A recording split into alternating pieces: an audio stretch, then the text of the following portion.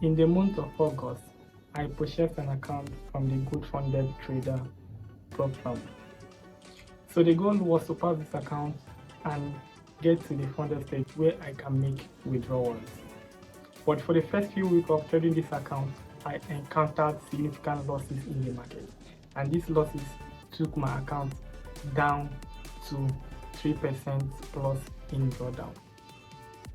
So to solve this problem, I had to go back to my journal to find out what I was doing wrong, and I discovered the time frame alignment was my major problem. So to solve this problem, all I needed to do was to look at my time frame and see the ones that does not suit the type of trader I am.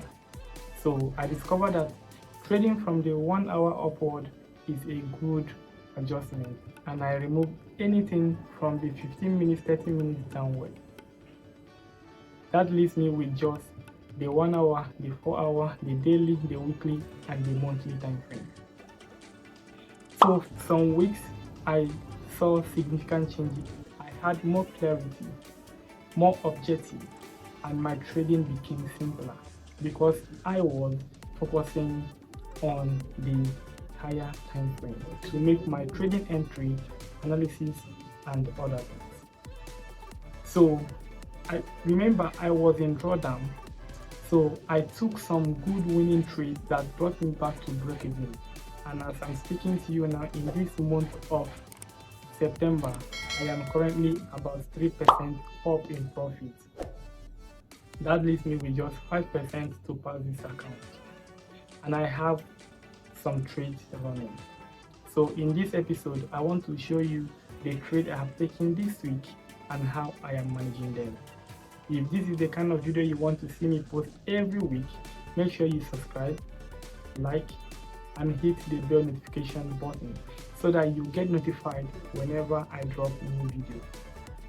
So without wasting time, let me take you to my screen and show you the trade that I have journaled, the trade that is running, and how I was able to take this trade.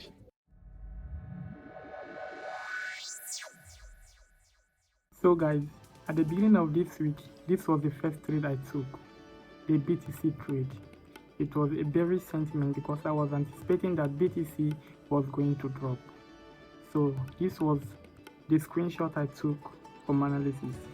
You can see this fair value gap, the weekly fair value gap that we have traded into, and we are stuck in the consequent encroachment of that fair value gap. You can see the previous week we had a weak rejection and an indecision candle. So I started to monitor that price is likely to continue the bearish trend. So this was in the lower time frame. This is the 4 hour time frame, right? And after the market has dropped with this momentum, I took an entry here covering the previous day's high, because if price creates a fair value gap that price needs to retest to, there is tendency that price might likely tag any I placed within this price level. That was why I decided to place the stop loss above the previous day's high.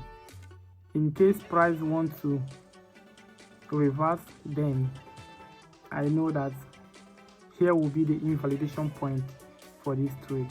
That was why I put the stop loss here, and you can see that price started to push a little bit to the downside. So I will show you the current price action when we go to trading view.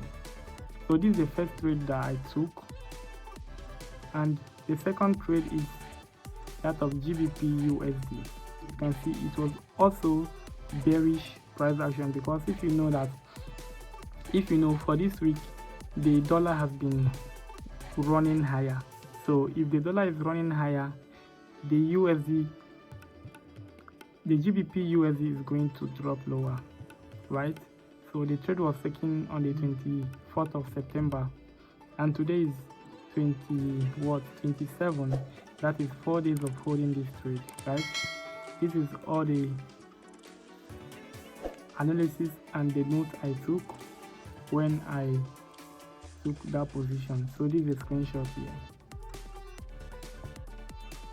So this is a screenshot The screenshot was somehow late, and as you can see, we are in profit already.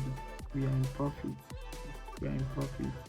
So let me take you to my trading view. So if we go to the trading view, this is the BTC trade that I told you about. This is the BTC trade, and you can see that we are in massive profit, right? So this is where I'm taking my profits. I'm just waiting for price to drop, then the TP will be triggered. So this is the weekly fair value gap I told you about, and you see how price reacted in this price level, grabbing liquidity and dropping to the downside, creating a fair value gap, which is where I took my entry, right? And I'm targeting this. This is my low hanging fruit and the swing low or buy side, sell side liquidity for this price ledge. So this is the first trade, the BTC trade. So let's look at the GBP USD. So this is the GBP USD trade. I confirmed an SMT divergence, you can see, between GBP USD and the Euro USD, or the fiber and the cable. You can see Euro USD took out this high, while GBP USD did not take out this high. So this shows that GBP USD is weaker, and because they are weaker and we have a bearish expectation, it is only ideal that I trade the weaker asset, which is GBP USD, if I want to maximize the profit, right? So this is the SMT, and I'm thinking that price might likely decide to drop into this monthly fair value gap and taking out this drawn liquidity, which is a sell side liquidity. So why I am shorting the GBP USD is because the dollar is currently running higher. If you check my video on weekly outlook, I noted that price might likely decide to reverse from this daily fair value gap, and you can see how price reacted from there. And we have what?